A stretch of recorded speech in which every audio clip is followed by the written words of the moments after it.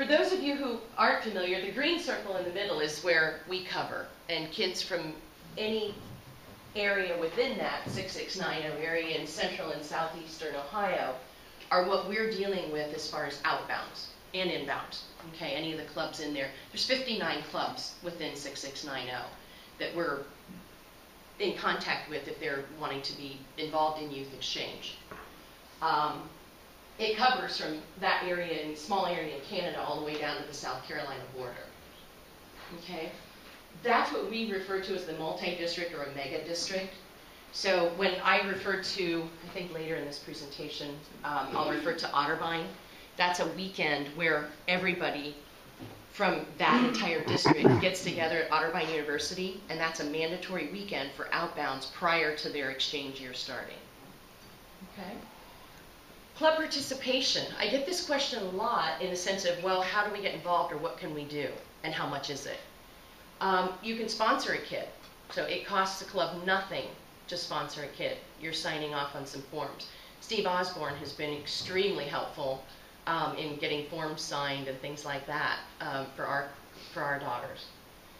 If you're hosting, it's about $1,500 because there's a monthly stipend involved for the 10 or 11 months they're here, plus usually Christmas, birthday, and a farewell gift. And then to sponsor a youth exchange weekend, it's anywhere from $250 to $1,000. It really depends. Sometimes clubs will have potlucks. Sometimes they have a catered dinner. Sometimes it's pizzas. It really runs the gamut of things like that.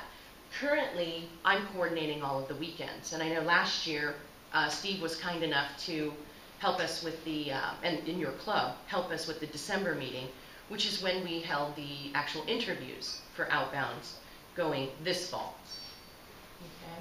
So those are different things that we do. We do that monthly, and we have all the inbounds, all the short-term long outbounds, and the long-term outbounds all together for an overnight. Normally we're sleeping on a floor at a rec center or YMCA or a school, and just doing different training events with the kids. The training that we can provide is to the youth exchange officer and to the club.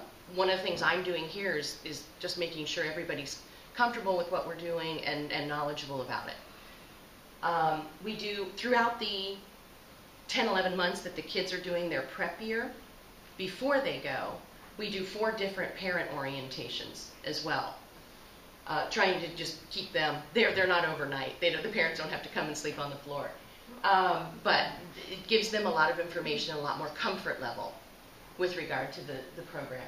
And then, of course, the students are doing the weekends. Okay.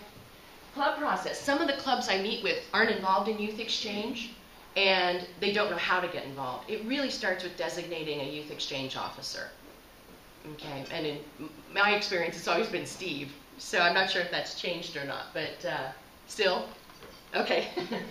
And then there's certain websites that always have more information, and there's even a few more than what I have listed here.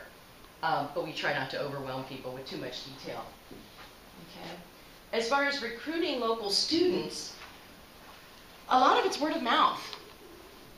And that comes from volunteers like me. It comes from Rotarians like you, making connections with the schools, finding a champion within the faculty or guidance department can be very helpful.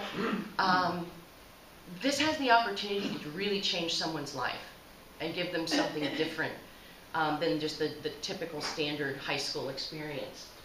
And then having a meeting right after school where if an interested kid wants to stop by, they have the opportunity.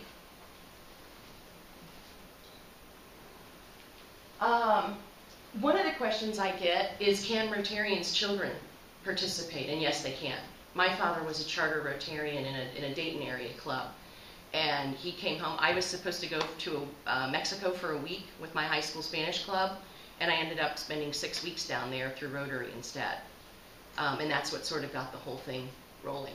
So it was literally someone speaking at a Rotary meeting 30 odd years ago, and my dad bringing home a pamphlet is how I got involved in this. It really, if you want it to, it can change the trajectory of your life. because I ended up, you know, double majoring in business and Japanese and working for a Japanese company. So, and I lived over there for a couple of years working for them, and then also here in Ohio. This is a sample press release that if, should you choose to put one in the Dublin papers, you know, announcing whether, you know, at least the scholarship is available or whether there's a recipient of it.